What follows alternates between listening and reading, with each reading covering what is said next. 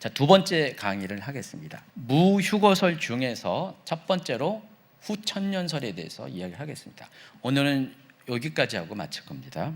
자, 후천년설은 전천년설과 마찬가지로 천년왕국을 기준으로 그리스도의 재림의 시기를 바라보는 입장입니다. 근데 전천년설과 정반대로 그리스도의 재림이 천년왕국 앞이 아니라 뒤에 있다는 주장, 이게 후천년설이라고 합니다.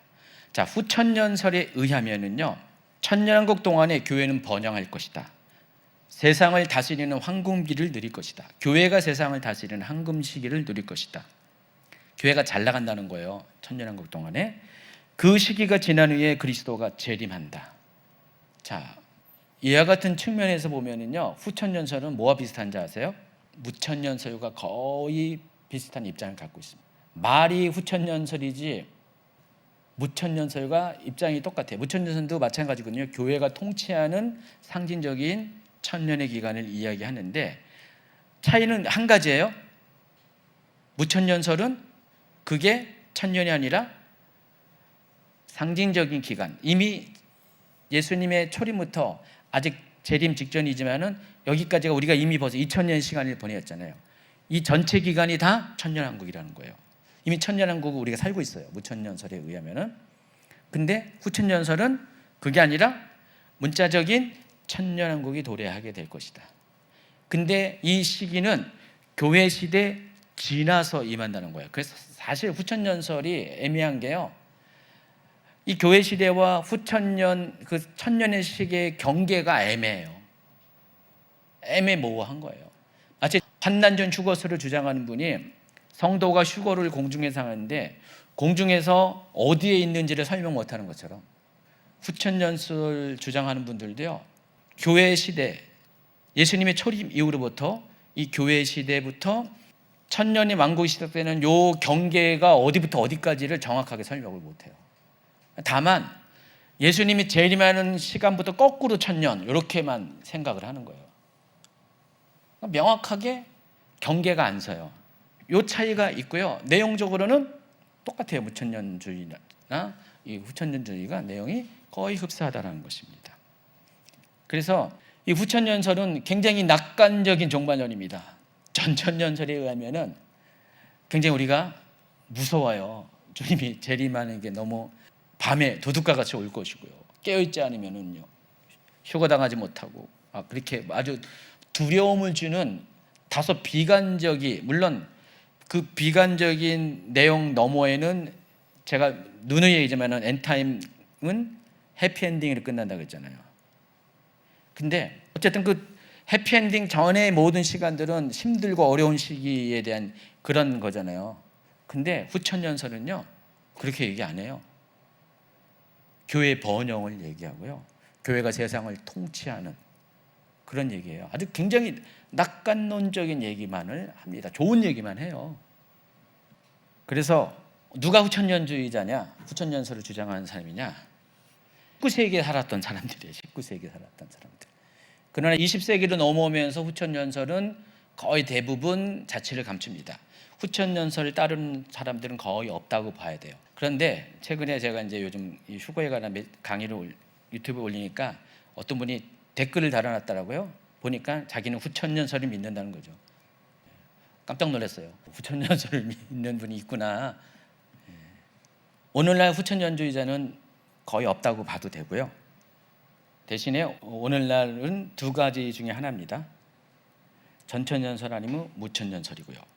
또 전천년설 중에서도요, 환난 전, 환난 후가 있는데 일반적인 성도들은 환난 전 휴거설에 더 마음이 가 있고요. 또 공부를 많이 했던 학자, 연구자들은 환난 후 휴거설에 더 마음이 가 있습니다.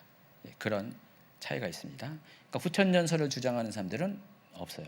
제가 여러분에게 이야기하는 환난 중간 휴거설은 실은 환난 후 휴거설의 입장에서 그것을 보완하고 수정한 거예요.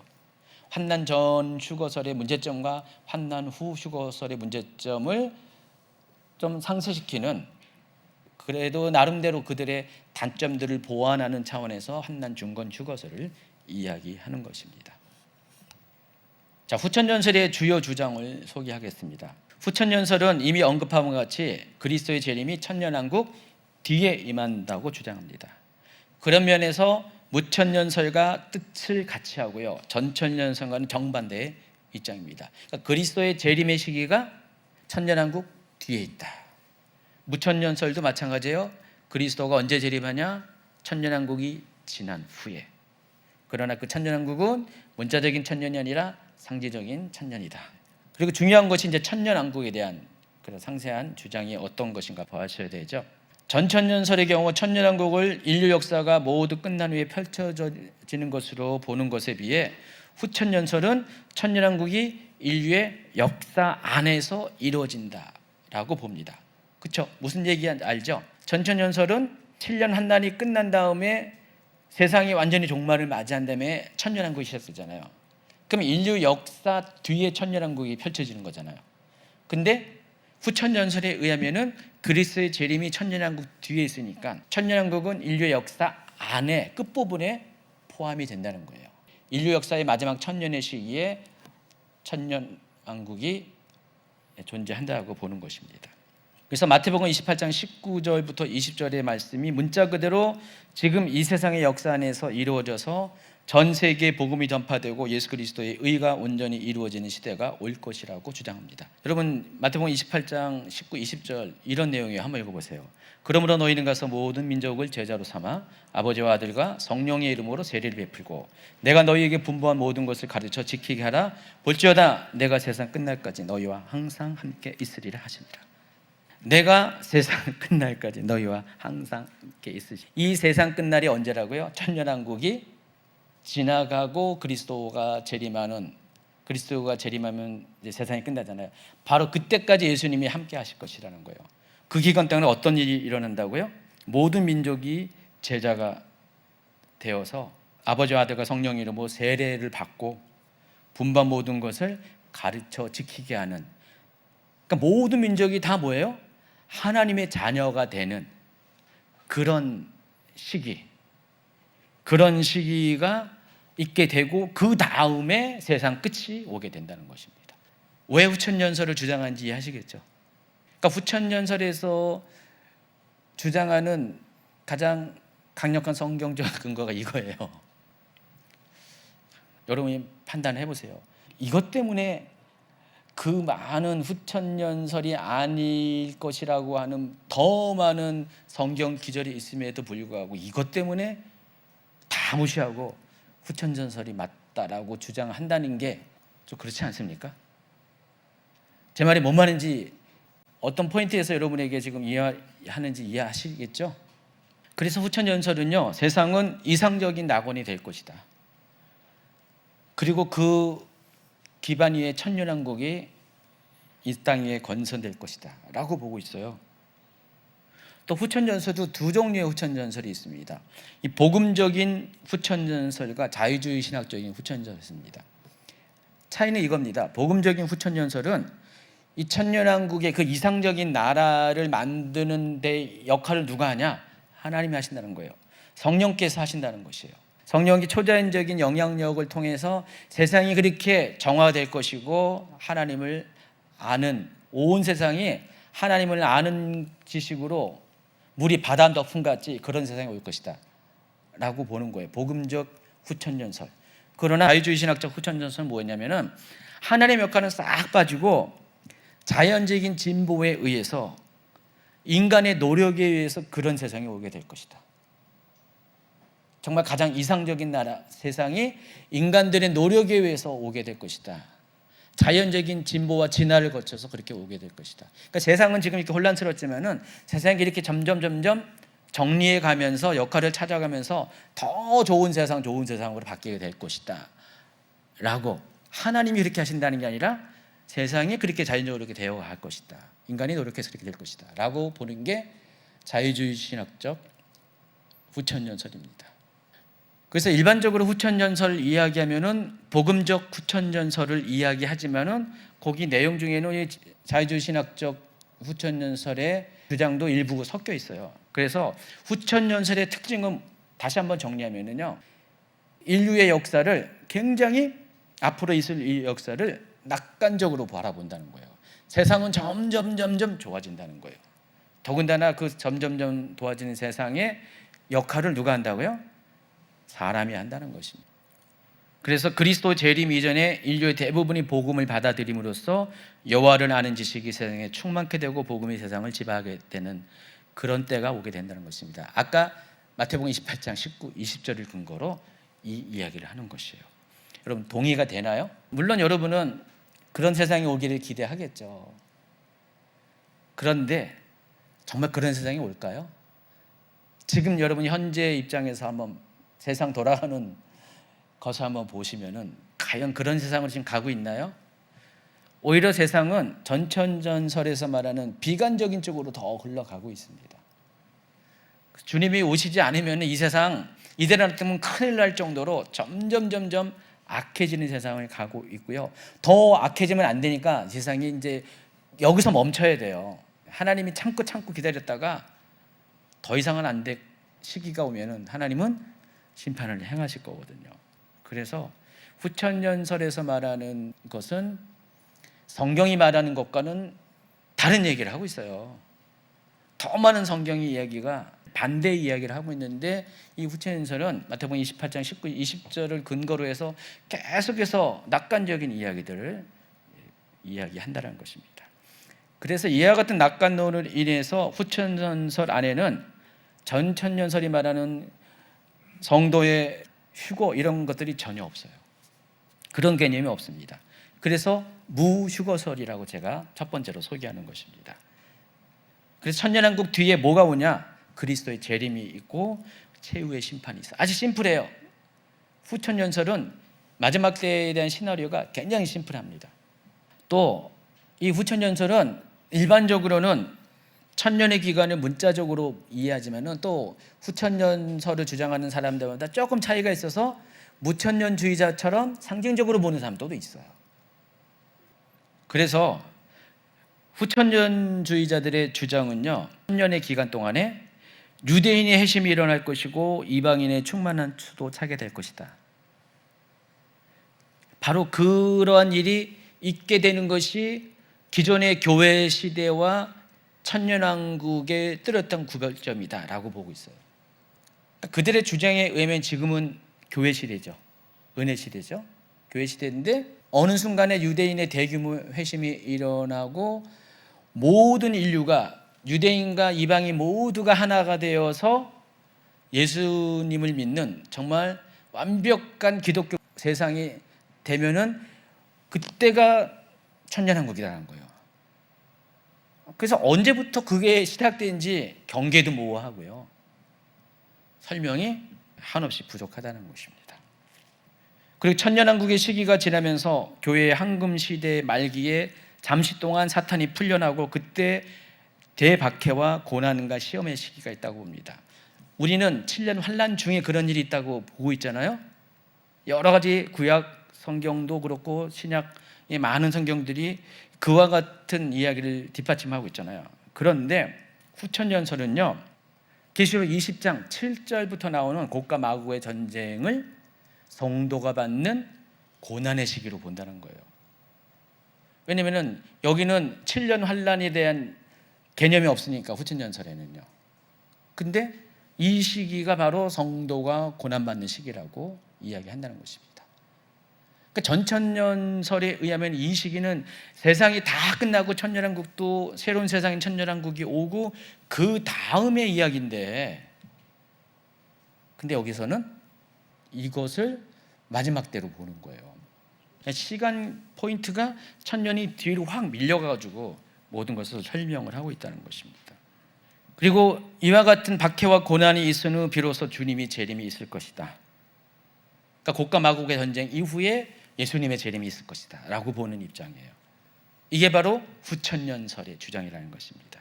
후천년설의 주장을 표로 그린 게 바로 여기 있습니다. 이 표를 보면은 이해하시겠죠?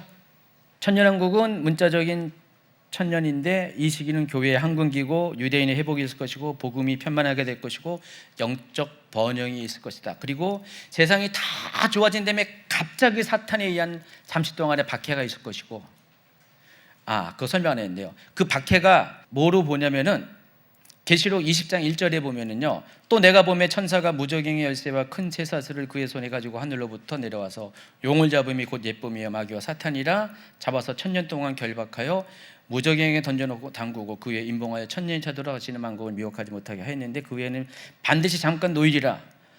그리고 나서 이제 4, 5, 6절을 지나서 7절에 이제 곧과 마귀의 전쟁이 이야기하는데, 참 이 주장을 후천년주의자는요, 잠깐 놓일 것이라는 것과 7절을 바로 연결을 시켜버려요.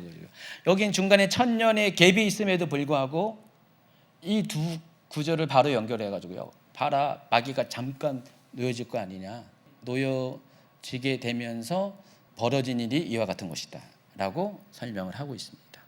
자, 후천연설과 무천연설을 비교합니다. 간간히 전천연설을 이야기하면은요, 후천연설은 천년왕국을 교회가 세상을 통치하는 시기로 보아서 이때 교회가 번영할 것을 기대합니다. 이런 관점에서 후천년주의와 무천년주의는 비슷한 주장을 하고 있습니다. 또 후천년주의는 무천년주의와 동일하게 마지막 때에 대한 예언을 상징적으로 보고 대체신학을 수용해요. 후천년주의와 무천년주의가 동일하게 대체신학을 수용합니다. 왜 그런지 아시죠? 왜냐하면 후천년설에 의하면 이 천년왕국은 교회가 세상을 통치하는 시기잖아요. 그렇기 때문에 어떻게 해요? 유대인은 이때 이제 조금씩 회복되는 거고요, 교회가 세상을 지배하는 시기이기 때문에 그 시기 동안에 세상에 대한 하나님의 통치를 대신하는 사람들은 유대인이 아니라 교회이기 때문에 하나님이 유대인의 역할을 교회에게, 이방인 교회에게 대체시켰다라고 후천년주의자는 보고 있습니다. 자, 이 관점은 무천년주의자와 동일하게 보고 있습니다.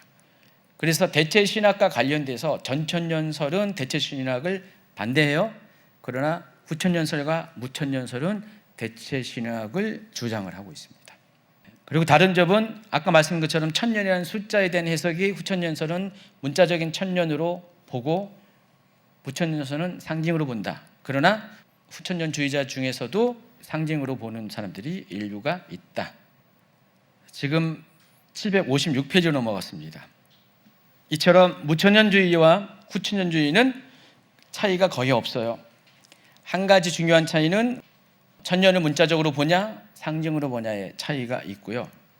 그리고 후천년설은 무천년설과 마찬가지로 성도의 휴거를 인정하지 않습니다.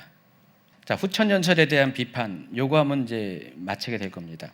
첫 번째는 후천년설은 무천년설과 마찬가지로 천년왕국을 교회가 세상을 통치하는 것으로 봅니다. 그래서 시간이 가면 갈수록 인간의 노력 여하에 따라서 세상은 점점 더 좋은 세상이 되어갈 것이고 의롭고 화평한 세상이 이루어지게 될 것이다. 해피엔딩으로 간다는 것입니다. 결국 온 세계가 기독교화 될 것이고 세상이 기독교화 되는 일이 끝나면 그리스도께서 다시 오실 것이다 라고 합니다. 예수님이 심판하러 오시는 게 아니라 예수님이 더 이상 심판할 게 없죠. 그렇게 되면 세상이 다 기독교화 되니까. 근데 왜 후천년설을 주장하게 됐냐? 이유가 있어요. 시대적인 환경이 있어요. 19세기에 이 후천년설이 많이 득세를 했어요. 그런데 1804년에 시작된 이 대규모의 선교 사역, 그때 입장에선 사업이 맞아요. 왜냐면은 이 선교 사업이 정복 사업과 무역과 같이 갔거든요. 이때는요. 19세기에는. 그래서 영국, 네덜란드 이런 나라들이 전부 다 식민지를 점령하면서, 미국도 식민지를 여러 나라 점령하면서 동시에 뭐 했습니까? 그 식민지 배에는 반드시 선교사가 탔어요. 그래서 선교사들이 나가서 각 대륙들을 복음을 전파했잖아요. 그러니까 식민지 개척을 하는 것 동시에 복음이 전파되는 그런 시기였어요. 이 19세기 이 100년의 기간 동안이. 그러다 보니까 그들 눈에는요, 전 세계에 복음이 막 기하급수적으로 전파되는 것으로 보았다라는 것입니다. 각 나라마다 복음의 문이 열려지고 전에는 전혀 복음이 들어갈 수 없는 불모지에도 교회가 세워지고 이런 소식이 막 들려지게 됩니다. 이런 분위기 속에서 이렇게 가다 가면은 정말로 천년왕국이 멀지 않았다라고 사람들이 생각을 했다라는 것입니다. 그런데 20세기가 딱 되면서 1917년에 뭐가 있었습니까? 제1차 세계대전이 있었죠. 그리고 얼마 안 돼가지고요, 40년대 30년대 후반부터 제2차 세계대전이 일어났잖아요. 이 양대 세계의 대전을 통해서 엄청나게 많은 사람들이 병사들 포함해서 죽었고요. 그때부터 세상은 낙관적인 세상이 아니라 비관적인 세상으로 바뀌어버렸어요. 완전히 19세기와 20세기의 분위기가 확 바뀌어버렸습니다. 아마 후천년설을 주장하는 분들은 19세기에 살던 후천년주의를 따르는 사람들은 20세기에 그런 일이 있을 것이라고 도저히 생각을 못했을 거예요. 근데 그런 일이 생겼습니다. 교회가 세상을 이기고 승리한 것처럼 보였지만은, 그러나 얼마 후에 오히려 세상은 뒤바뀌어가지고요, 지금 어떻습니까? 교회가 세상을 지배합니까? 안 그래요. 교회가 세상을 지배하지 않고 교회가 박해받는, 점점 더 박해받는 시기로 가고 있다는 것입니다. 근데 후천년주의는 이와 같은 세상에 대해서 예측이 없었어요. 마냥 좋아질 줄 알았어요. 그래서 그와 같은 주장을 버린 것입니다. 현실은 그게 아닌데, 그러나 성경을 그들이 잘 살펴보면은 성경에서 말하는 마지막 때에 대한 세계관은 마지막이 가면 갈수록 세상은 좋아지는 게 결코 아니라는 것. 세상은 심판을 받을 수밖에 없는, 점점 악을 향해서 치닫는 세상이 될 것이라는 게 성경에서 말하는, 구약 성경, 신약 성경에 일관적으로 말하는 마지막 때에 대한 기조라는 것입니다. 근데 후천연설은 정반대의 생각을 했다라는 것입니다. 그래서 이 후천연설은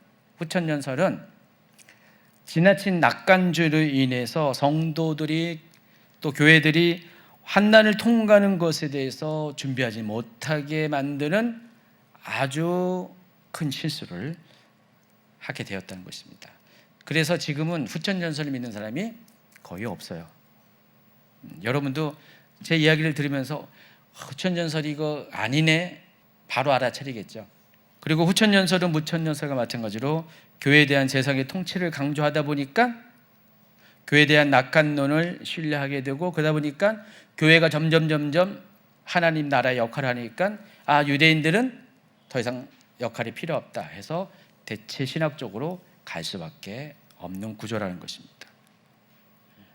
그리고 우천년주의와 마찬가지로 후천년주의도 마지막 때에 일어날 예수 그리스도의 계시의 눈을 닫게 하는 결과를 가져옵니다. 마지막 때 예수 그리스도께서 어떻게 오시고 어떻게 일하시고 이런 것들에 대해서 눈을 감게 만들어요. 왜냐하면 이 그리스도의 재림에 대해서, 그 전에 있을 7년 환난에 대해서 강조를 안 하니까 관심도 없다 보니까, 특히 성도의 휴거에 대해서도 말 안 하니까, 전혀 개념조차 없으니까 사람들 하여금 정말 중요한, 제가 계시록의 3분의 2 가까이가 7년 환난 기간에 일어난 일들에 대한 기록이라고 했죠. 그것에 대해서 통째로 그것을 빼버리는 거예요. 그런 과오를 저지른다는 것입니다. 그래서 세 가지의 천년왕국서 중에서 후천연설은 성경적 근거가 가장 약한 주장이에요. 그리스도 재림 이전의 세상의 의가 편만해지고 평화가 찾아온다는 주장은 성경에서 전혀 근거를 찾아볼 수 없어요. 마태복음 28장 19, 20절 빼고는. 그것도 그 말을 하는 게 아닌데, 또 더더욱 그러한 세상 말기에 평화가 온다 합니다. 근데 그러한 세상 말기에 갑자기 뜬금없이 악한 세력이 등장해가지고요, 성도가 환난을 당하고 배교가 일어난다는 것은 논리적으로 전혀 맞지가 않는다는 것입니다. 오히려 세상은 후천전설의 주장과 정반대의 상황으로 진행되고 있고요, 지금의 상황은 과거 어느 때보다 세기말적인 진통의 시기를 향해 나아가고 있습니다. 그러니까 후천년설에서 주장하는 것과 전혀 세상은 흐름은 다르게 돌아가고 있다는 사실이에요. 그래서 이 후천년설은요, 지나친 낙관론, 인간 중심적인 주장으로 여러분이 보셔야 됩니다. 그래서 어떤 분들은 예수 그리스도 없이 인간의 노력으로 왕국을 가져오려는 후천년설은 그리스도에 대한 반역이다 라고까지 말하는 분이 있습니다. 그래서 지금은 후천연설은 믿음의 차원에서 믿는 사람들은 거의 없고요, 다 과거의 역사 기록 가운데 이런 주장을 하는 사람이 있었구나라는 정도의 종이 속에 담겨진 주장으로 지금 거의 인정받지 못하고 있는 상황이라는 것입니다. 여러분이 일단 이 정도는 알고 있어야지 전천전설이 왜 그게 성경적이구나, 더 성경적이라는 것에 대한 어떤 믿음이 더 발동할 수가 있습니다. 자, 오늘 강의 여기까지입니다. 어때요? 충분히 이해하시겠죠? 다음 주에는 무천년설을 좀 설명하고요. 그리고 제가 얼마큼 준비할지는 모르지만은 그때 후천년설보다는 더 양이 늘어날 수도 있고요. 그리고 최종적으로 지금까지 소개한 휴거설 모두를 비교해서 간략하게 정리하는 것으로 휴거에 관한 강의를 다음 주에 마치겠습니다. 그리고 그 다음 주에 계시록 12장 아주 중요한 이야기입니다. 그 이야기를 다뤄드리도록 하겠습니다.